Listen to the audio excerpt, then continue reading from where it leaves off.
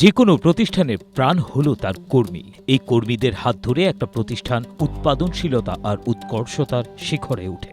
অথচ অনেক প্রতিষ্ঠানেই নেই কাজের সঠিক পরিবেশ। এতে উৎপাদন যেমন বাধাগ্রস্ত হয়, একই সাথে কর্মীরা হয়ে পড়েন অসুস্থ। এমনকি প্রতি বছর 8,40,000-এর বেশি মানুষের মৃত্যু হয় এই কারণে, আর তাদের পরিবার ভোগ করে অবর্ণনীয় দুর্ভোগ। এমনটাই উঠে এসেছে আন্তর্জাতিক শ্রম সংস্থা ILOর এক নতুন রিপোর্টে।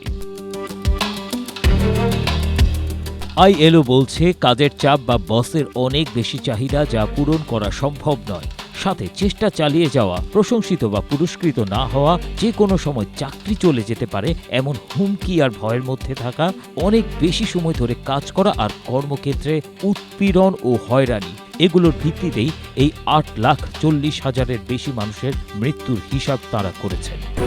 স্ট্রবেরি সুপার ডটেড ও ক্লাসিক ভ্যারিয়েন্টে সেন্সেশন জাগুক শিহরণ। বৈজ্ঞানিক গবেষণায় দেখা যায় কিভাবে এই ঝুঁকিগুলো হৃদরোগ, স্ট্রোক এবং আত্মহত্যা সহ মানসিক অসুস্থতার মতো গুরুতর স্বাস্থ্যগত অবস্থার সম্ভাবনা বাড়িয়ে তোলে। আন্তর্জাতিক শ্রম সংস্থার প্রাপ্ত তথ্য অনুযায়ী এই সমস্যাগুলো মানুষের জীবন ও অর্থনীতির উপর অনেক বড় প্রভাব ফেলছে। এদিকে লাখো মানুষ অসুস্থ হচ্ছে বা মারা যাচ্ছে, অন্যদিকে অসুস্থতার কারণে কাজ কম হওয়ায় অর্থনৈতিক ক্ষতি হচ্ছে। প্রতিবেদনটি আরও বলছে, কর্মক্ষেত্রের মানসিক চাপ ও ঝুঁকি শুধু মনেই প্রভাব ফেলে না, শরীরেও নানা সমস্যা সৃষ্টি করে, যেমন বিষণ্ণতা, উদ্বেগ, হৃদরোগ, শারীরিক অসুস্থতা, ঘুমের সমস্যা। কাজের জগতে বড় পরিবর্তন এসেছে এখন প্রযুক্তি এবং AI ব্যবহারে।